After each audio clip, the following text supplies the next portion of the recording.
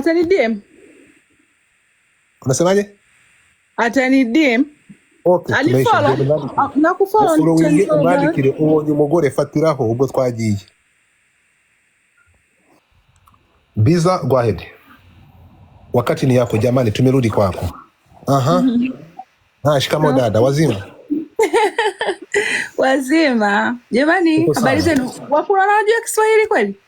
Wewe ongea tu, nitatranslate usijali. Oh, sawa. Una miaka mingapi? Unamtaka mtu wa aina gani? Nataka utueleze vizuri kabisa. 27. 27. Afitimia kama kunya ni 3. Aha, endelea.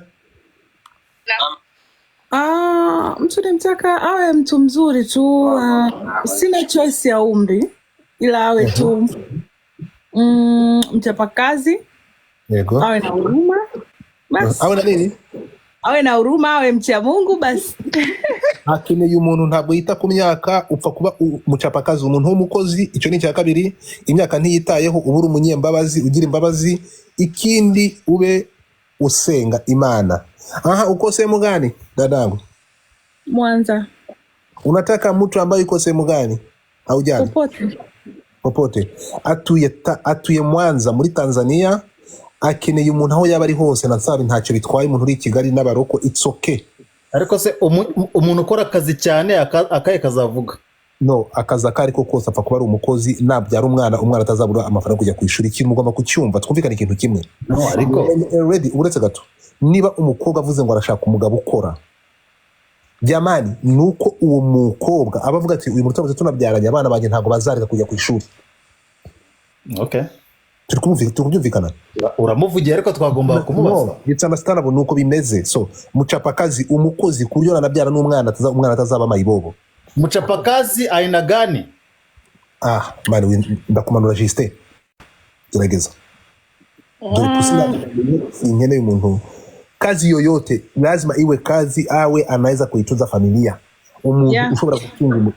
Okay, nese simbyumvise. No, umuntu wari wese yavuze mucapakazi, umuntu ukora akazi. Akazi yenda byumva kandi ni sawa. Igisigaye n'ubundi mwebwe nta kimuri gukora no hejunda bamanura. Do not disturb me. Urumva? So twagiye, so abajene muranga Biza atuye Tanzania. Unasema wewe ni Mtanzania? Mtanzania na Mnyarwanda. Ni Mtanzania uvanze n'Umunyarwanda. So ni umumetisi. So ni Mtanzania. Unaweza ishi Rwanda ama unataka ambayo nchi gani? Unataka kuishi wapi? Popote. Una umri ya miaka ngapi? 27. Afitimia kama 27. Una mtoto? Wangapi? 1. Afitumwa numwe. Twagiye. Who is ready? Busy. Mani turi seriye. Ntabwo anga ntumutekerezo ko ari blague zirimo. So nguyu ni Busy Tanzania. Ntabwo nshaka babagabo muza kundistabing. Hari ukuntu n'abari inshuti zanjye mukamvu yanga kandi ndi serious mu kazi. Urumva mundeke. I know what I'm doing.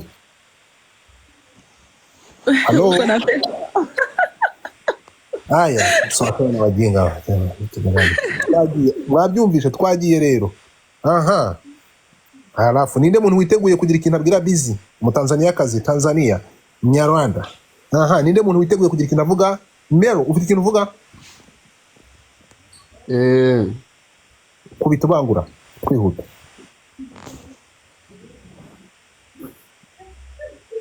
Okay, arifuza nyine ngo umugabo w'imyaka ingahe? Nta myaka. Fa kubura umukozi wa mutunga. Yakunda umuntu ukora imiziki se. Fungura kamera yawe. Unaweza mpenda mtu ambaye anapiga muziki, ambaye ni musician. Yaani ambaye? Ni musician, ni mfanya muziki. Msanii. Nimuone, afungue kamera kama yupo. Haya.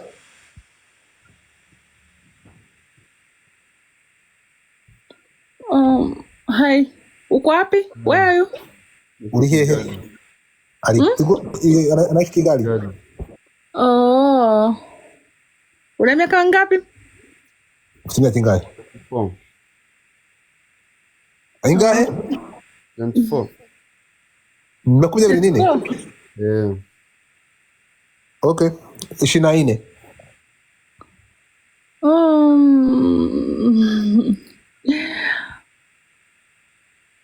Atani DM. Unasemaje? Atani DM. Okay, Alifollow. Nakufollow following Ntenzo. umwandikire uwo numugore fatiraho ubwo twagiye. Yeah. Tumemalizana. Mufollow na jamani busy mufollow na pia. Nishamaliza tu. Okay. Aya, unaona uyungu aya mwende nenda. Unajua kitu kilipo alafu mmemalizana, umepata mtu. Kama mwezane utarudi nitakupa mwingine. Wako wengi. Usijali. So, Mero. Okay, good. Mero fata busy mujiende muganire muri DM. Aya, asante sana. Nenda mukaongea uko chini. Ubwo abangabo babira irangiye barabonetse. Bagende baganire niba ryoherwa bazagaruka banshimire niba taryoherwa. Twagiye. Aha, uwase.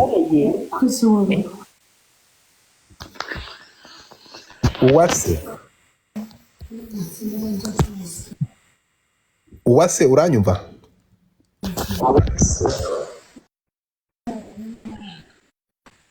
Uwase. Kejo ni wabuze umugore uyu munsi ndagushingira ku ngufu. Murabeshya. Aha. Gatesi. Yes. Ngura mic yawe. Hello. Open your camera. Okay.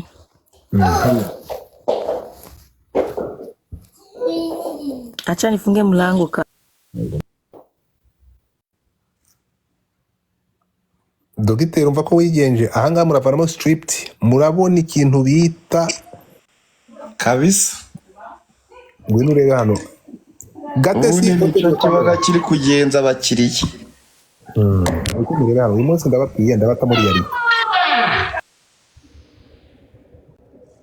Chantal. We.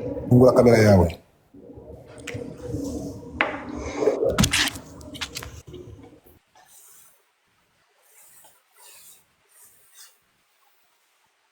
Uri hehe?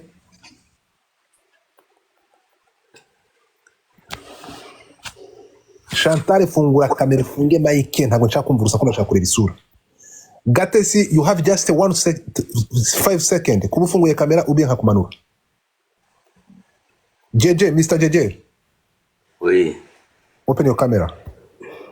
Yeah. Turashize Chantal turapfuye. Chantal.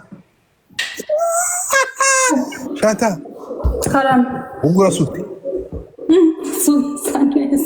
Utuye he? Ndi muri Amerika. Ufite imyaka ingahe? 28. Ufite abana bangahe? Umwe. Umwana umwe. Urashaka umugabo umeze ute? Nshaka nsabe. Ushaka tafaka.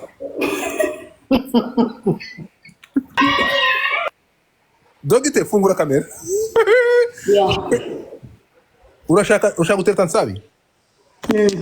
Biri serious? Yampaye inka. Okay. Sabi. Karame. No, umva we Chantal. Ibyo nkubwira urashaka ngo unyereke kuri serious. Urashaka nsabi? I'm serious. Nshaka nsabe. Naramufollowinze na me back. Genda ukande kuri profile nsabi. Nahageze namufollowinze. Wari ibyo nkubwiye. Sabi fungura kamera yawe. Ndayifungura pe. Okay, Chantal. We. Kana kuri nsabi. Mukanda. Ureba kana ku ifoto ye? Okay. Reba hari gift hasi. Mbonye iki? Muhe gift. Kanda kuri gift ndashaka umuhe gift. Ndebe I want to see how serious you are. Kanda kuri gift ndashaka ndebe gift uko ingana. Cause you are serious now, we are not wasting time. Ija muri gift nk'umuntu ukunda nk'umuntu wakunze nk'umuntu wapfiriye kanda kuri gift twagiye. Wereke. Gatesi fungura kamera yawe twihuta. Nurangiza ukanda kuri gift ye yaba intare yaba iki twagiye. Gatesi open your camera, open your mic. Hanyuma JJ Mr. JJ fungura kamera yawe ufunge mic. Okay, Gatesi introduce yourself. Just 2 minutes.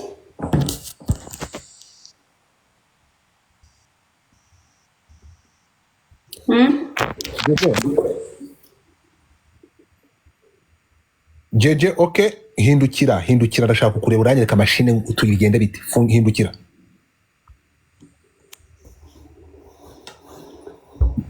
Jeje, uranyumva? Jeje, hindura kamera yawe hanyuma ufungure mic.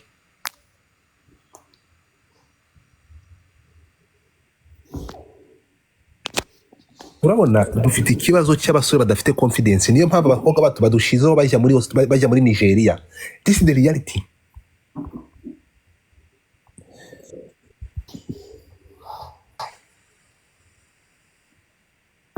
Mfite undi musore hano kandebe African. Aha twagiye. Ese eme papa. Kwa tubiye ko ufite umugore ufite ikibazo kitwagiye African. Jambo sana, habari zako? Mzuri. Uko wapi dada? Niko USA. Okay, open your camera. Okay. Oh, that's crazy. Okay, hold on.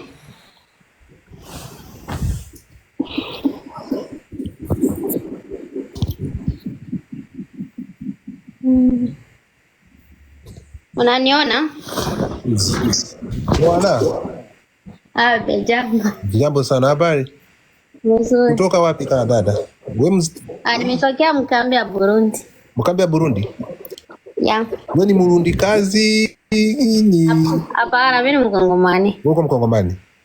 Yes. Na miaka mingapi? Niko 24. 24 na mtoto? No. Aha, unafanya nini? Natumika tu. Tumika, aha, unataka mwanaume? Yeah, nikimpata. Na miaka ngapi? Niambie huko feel free. Niambie. Udeke usijali. Aha, mwanaume atakuwa ni niambie. Oh my. Wote mema kikuwa 28. 28? Na kwe wapi? USA. Uko USA aje kwa Afrika? Ni mbali tena, nataka wa karibu yangu. Aha, uko USA fasi gani? Niko Idaho. Idaho, okay. Tafuta fasi kwenye utie kamera yako nikone vizuri. Nataka nikuangalie. Oh my gosh. Sina sehemu, niko tu hapa. Ingia kwenye nani? Usiingie kwenye nani kwenye bathroom? Kwenye bathroom? Yeah. Si kwenye nyumbani. Okay. Kutu umwana hano umwana wakasa mutwe. Ndabashingira. Oh my God. Okay. Sijui kama mnaniona. Nataka nikuone wowote. Tia kamera alafu nirudi nyuma. Nataka nikuangalie. Okay, I'm here. Sikia haya. I can't. You can't? Ifa munioni kabisa. Okay, unasema okay, aha. Tuangalie. Hapa sawa? Oh, sorry, hold on. Hapa sawa, right? So hapa fresh. Hapa sawa? Uh-huh. Okay. Turn around. No, I can't. So nika Rashiz. Okay. Unasema una miaka 24? Yeah. 24. Yes. Unamtaka mtu ambaye yuko United States? Yeah. Okay. Haya, I will get back to you. All right.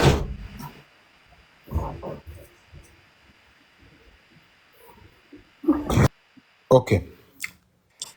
Yitwa bamwita Joanna, atuye muri Amerika, ni umukongomani kazi. Niba witeguye fatiraho. Twagiye. Chantal, uranyumva? Yego. Wagiye kwa itwira gusabye gukorera kwa Nsabi wabikoze? Bisaba ko nabanza nkamanuka.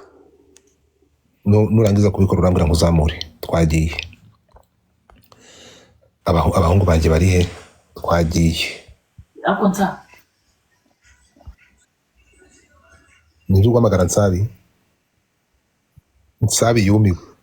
Abana barakaye. ariko Godfrey uzi ubwenge. Uzi ubwenge ndagasa. Angel.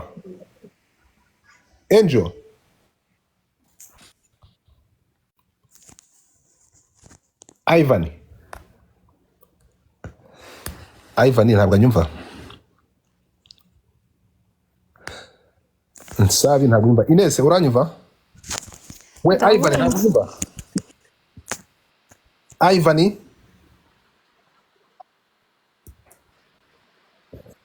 Ivan uranyumva?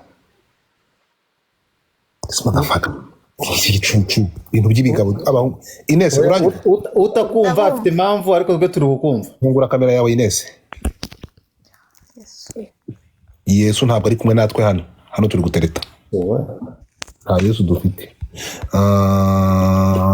Kandore umuntu bita pusi uri kumvanga hakumanura. Ines uranyumva? Ndabumva ndi kuyifungura. Biratwara iminota ingahe? Se butambire bwa cyamba. Yewe. Hey, Ine uraho? Muraho neza. Kandebe intoki zawe. Sa? Kandebe intoki, hindura intoki nzirebe. Inyuma. Wari tukuje? Gira ni kamera simbizi. Utuye he? Mu Birigi. Urashaka ufite imyaka ingahe? 30. Ushaka umugabo umeze ute? Njya gusaba akazi sawe.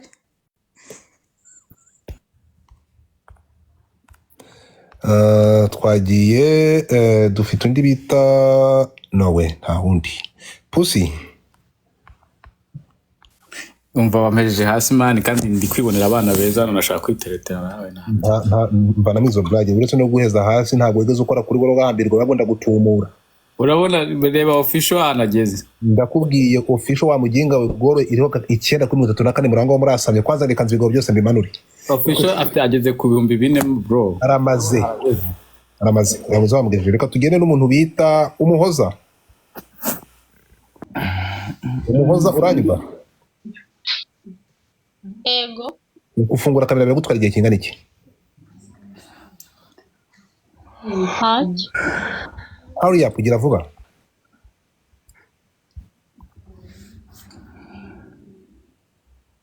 Gira vuba umuhoza naguhaye request nyaruka.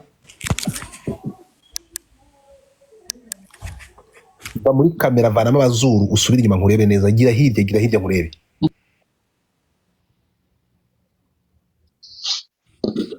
Okay, uherereye he?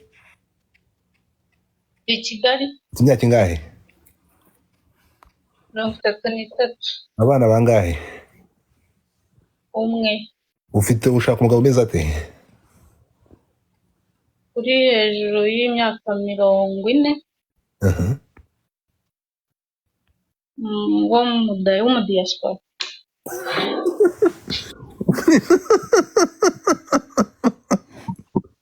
Alright, twagiye.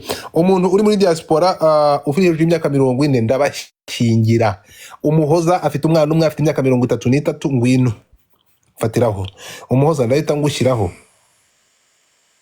Usijari. Ndabatamo. Katugaruke hano dufate rent tata ntiyavuye hano ra? Nsaba mva ko wigenje.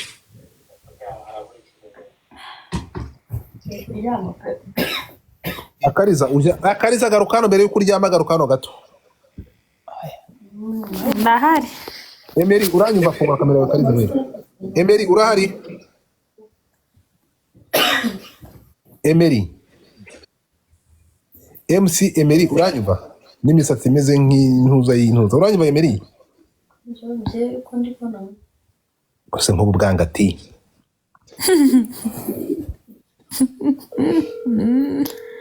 Fungura kamera yawe gato ya Kariza.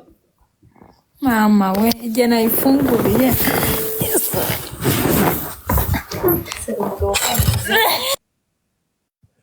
Turusaku. Mufungure kamera zanyu. Abantu badafunguye kamera Rene teta fungura kamera sebutembere bwa shyamba. Niko nsabi. Dore igisabo, dore ikiremwa nsabi.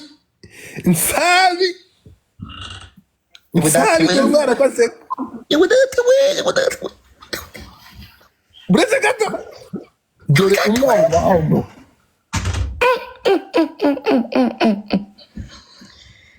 peri we ngo nifata icyana giteye neza nuko ari kimara amafaranga nyine ariko uwo muntu mumanuye.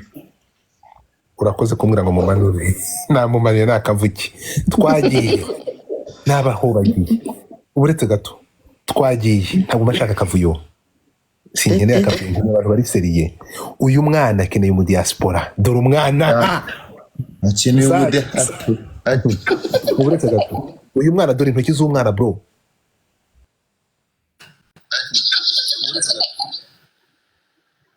dore hano akariza nakumyutinze namyo tungure. Oui. mba nkubwire nuva ahangaha genda unyandike nimero yawe muri DM and I'm serious. Yes sir. uburetse gato ari kukira aho ngaho kaka 16 uranyumva? Naam. Habari Ndakumva. seka butendera umunyarwanda aha urashaka kuvuga ishuye mukobwa hano? Naomba teta. Ntabwo ari umunyarwanda. Naomba wote teta. Unaongea lugha gani? Menya ari Mombasai. Lugha zote tu. Kinyarwanda, Luganda, Kinyarwanda yakivuze. Uri hehe? Kiingereza, Kiswahili haina shida. Uri hehe?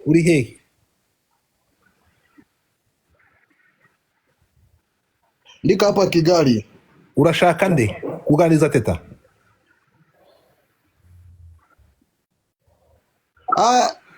Teta ananiambia hamna. Teta amekata. Skama. Okay. Amenye abantu batari seriye hano. Dogiteri Nsabi umva ko wigenje. Aha, just Olivia. Yes. Open your camera. Oh, my camera.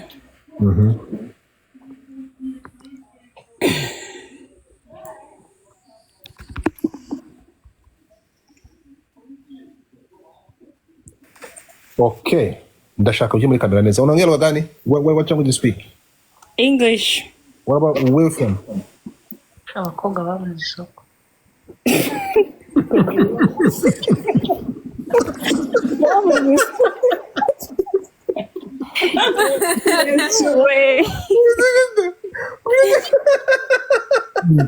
Ninde umuntu uvuze iryo jambo? Akariza. Ninde ubivuze?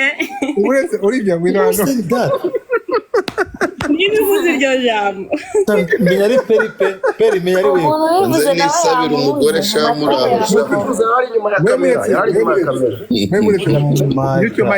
Nukuri kw'Imana barabuze abagabo barabuze pe. Kamba myutinge. Mwese mu bitige Mike ndashaka Olivia twibwire. Ndashaka kureba neza ngwino muri kamera ngurebe neza. Yego. Nitwa Olivia. From Canada. Where exactly? Canada is Bay. Regina. I'm looking for most of you mutins. No, nije nababwira ngo cyangwa bamwe gusa kurusha kuba biri seriously. Yeah, I'm looking for a God-fearing man. Stable man. Okay. Family orientated. And yeah, loving and yeah. How old are you? How old are you? 29. When you have a kids? No, I don't have kids. You don't have a kids? Like this your future husband. You want it everywhere in the world? Not really. Yeah, it's fine. It's fine? From back home, what is your original country? My country? Your original country, your motherland.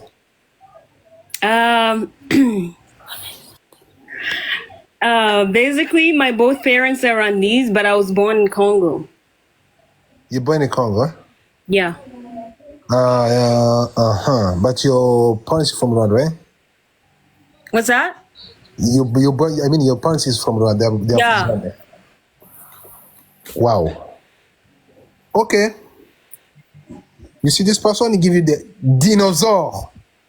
So I will bring him up. So request the mic. This person, the Kraeko, he can talk to you. So I think it's a girl, Chantal. In there? You know Chantal? Chantal. Chantal. Mm-hmm. Where? Chantal gives you a dinosaur, so I don't know her. She's a girl. Are you a lesbian? Me? Uh-huh. What? It's just a question. I'm just asking. No. Hallelujah. So a dinosaur, so I was asking. Mm-hmm. Okay, maybe she's in love with you. So whatever. Whoever. Uh-huh.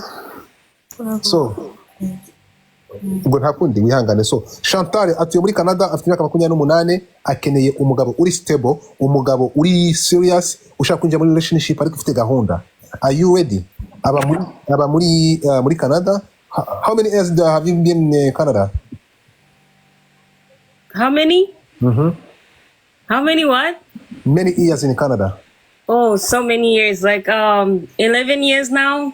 11 years? Before you went in Canada, where you was raising where? In Africa? Zambia. Zambia? Mm-hmm. So from Zambia to Canada, now it's 11 years. Yeah. Been 11 years in Canada. Okay. All right. So let me get someone, maybe someone can talk to you. So if it's from Canada, it's going to be amazing. If it's from back home. Okay, George. So anybody who can say on this panel, anybody who can talk to Olivia. ndashaka bari mu Rwanda. So mute your mic then. So anybody in a comment, if you can talk to Olivia, just comment, say you're ready. Then ndakuzamura. Niba mumva bavugana na Chantal ndakuzamura mpita mbashyira contact, okay? Here we go. Twagiye reka tugende twihuta tumanuke. Okay, Olivia, I will be back to you. Just follow me. All then right. left the message, okay? Okay. The age and your wishes. Then I get one. Some people that want. No, can you mute your mic? Can you fucking mute your mic? Sit there, play. Thank you. So just go in my DM, left your message and your wishes. Then I will get someone to, okay? Sure. Wishes, okay? All right. Thank you. Hallelujah. Okay. Ni Olivia Kanze hano. Chantal. I think you know Chantal. Wait a second. Stay right there. Chantal. Hi, baby. Godfather. Oh my gosh. She's my best friend. That's why I gifted her. That's just it. You do? Yeah, just for her to have that confidence to come up. Hallelujah. So what about you, Chantal? No, me no. You been here before? Chantal, you better show up too. Exactly. So you don't have to be shy. Why? Why are you shy? No, for me, I'm still shy. I'm not ready. Okay, you know me, I'm shy than you. You don't want to open your camera. So okay, open your camera and say hey to us. Okay? Maybe later. Maybe later? Yeah. Okay. Thank you so much. And guys, I'm here. Let me give you I want to tell you this. If you see here, we have what we call Singles Connected. Singles Connected, it's the app. You can download the Singles Connect and you're going to meet your wishes. You're going to meet some people you maybe have the same plan as you have. Okay? Genda, ujye muri Singles Connect, waba ufite Apple Store, waba muri Play Store, ugende ni application udownloadinga, urahasanga abantu bashyiraho details, uragira be serious. That's why I want to tell you, we're not joking. I'm really bragging, my friend. Singles Connect ni application yakozwe n'umunyarwandakazi utuye muri Canada, afatanya n'abazungu bandi bakorana. You can downloading this app ukagenda muri ibintu byo kumva ko muzasubira ku cyaro mukajya gushaka abakunzi, okay? So, the people, give me a second.